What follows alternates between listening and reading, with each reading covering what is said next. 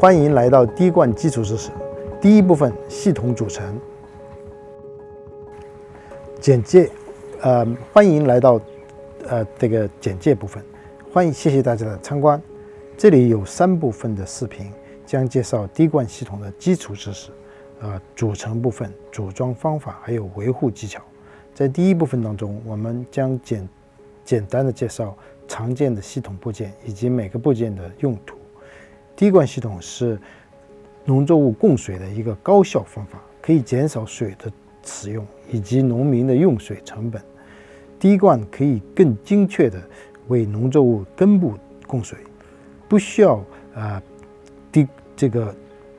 灌溉这个农作物的行列之间的区域，这样减少了杂草的生长。相比喷灌，滴灌对这个食品安全更好，因为喷灌用水呢是用地表水，比如说沟渠或者是水库。水源是灌溉系统的第一组成部分，比如说市政用水、井里的地下水、地表水，比如说沟渠、河流和水库。你可能无法选择水的资源，但是水源的可用性、水质以及沉淀物的数量对灌溉系统都有重大影响。这个阀门是导致这个水进入滴灌系统的最重要的一个部分。你可能有在前面在第一部分就有这个阀门，也有可能中间有支流有阀门，也有可能在中间有防止逆流的阀门。这个阀门呢可以用手动，也可以用这个时间的操控器来定时器来控制。这个阀门有2种，第一种呢就是带这种开关的，这种就比较容易控制，它是为了防止水或者是化学肥料回流。那么还有一种呢，就是这种开关的，这种开关呢它是很难开的，而且你要很小心，因为开一点点这个水就会流回很大。但是这个阀门呢，带阀门的呢，它这种是很贵的，在美国本土很多人用这个，因为它比较贵。那么我们开的时候一定要很慢，因为如果你开得很快的话呢，第一它很难，第二呢你开得很快以后呢，这个水的压力会很大，可能会破坏你这个管道的压力的要求。那么我们认为投资这样的一个东西是值得的，因为它能够对你的长期的操作是有利的。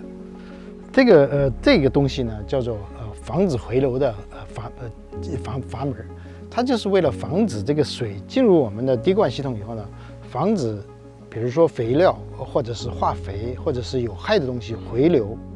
那么这个是我们如果你用市政用水是必须要安装的，那么你们一定要检查当地的这个市政用水的要求。如果是连接到饮用水还有市政用水上面呢，这个防止回流的这个东西是一定要安装的。那你有的时候不一定安装一个，你可以在靠近这个总阀的这个地方安装一个，根据你的需要呢，你可以再增加1个或者2个，根据这个管子的长度来决定。另外一个东西呢，就是空气调节器。这个东西呢，就防止装到这个管道上面呢，主要是防止这个气压的不稳定。我们把它放上去之后呢，可以放掉不需要的用气，也可以防止出现这些不需要的泡泡。这个滴灌系统当中最重要的一部分呢，就是这个过滤器。这个过滤器呢，就是防止中间出现不必要的这个积氮物或者是阻塞。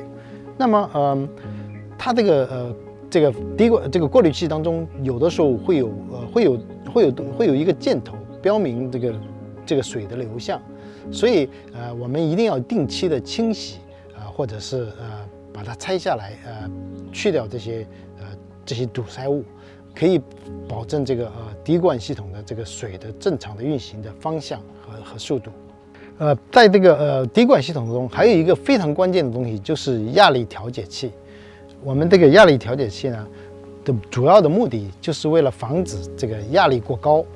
那么我们在不同的地方，在靠近这个主管道的地方，要安装不同的这个压力调节器。那通常一个很常见的一个错误就是把这个压力调节器放得太近，而且太靠近于主管的开头，这样的话呢，就造成整个系统后面部分的压力过高。通常我们这个压力调节器呢，上面有不同的标志，比如说这个10，那这是压力的这个标志，另外一个呢就是水流的速度。那么对于我们通常的蔬菜来说，10就是一个标准的常见的一个压力。对于那个果园来说，通常要40。那么如果你的管道呢，滴灌管道在上坡的话呢，我们就要安装好几个压力调节器，这样的话可以更有效的控制压力。我们有2个这个压力器，可以安装在这个 filter 上面。这个 filter 呢，它原来就有这个刻度，我们就可以把它安装上去。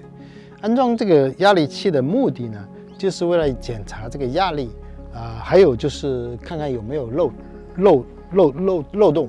在你安装这个过滤器之前和之后呢，我们就安装这个压力器。这样的话呢，你能监测到这个压力的变化。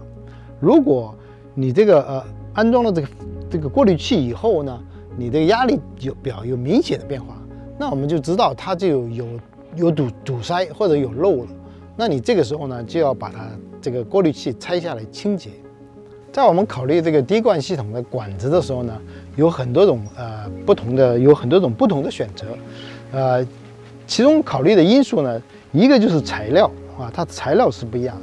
第二呢，就是滴灌之间的间距是不一样。第三呢，就是压力。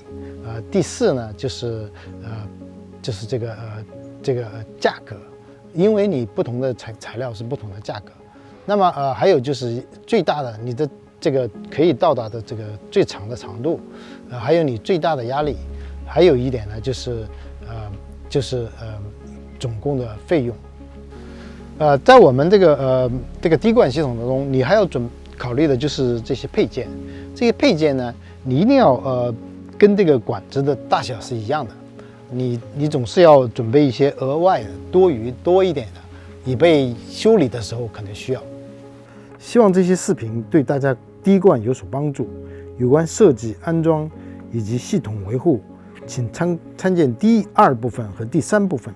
感谢我们的合作伙伴以及美国农业部的合作关系和公众参与的这个办公室 OPPE 为本视频制作以及相关参考资料提供的资金和支持。该系列视频有英语、伊洛嘎语、汉语和泰语。有更多的资源，请你查看视频当中的连接。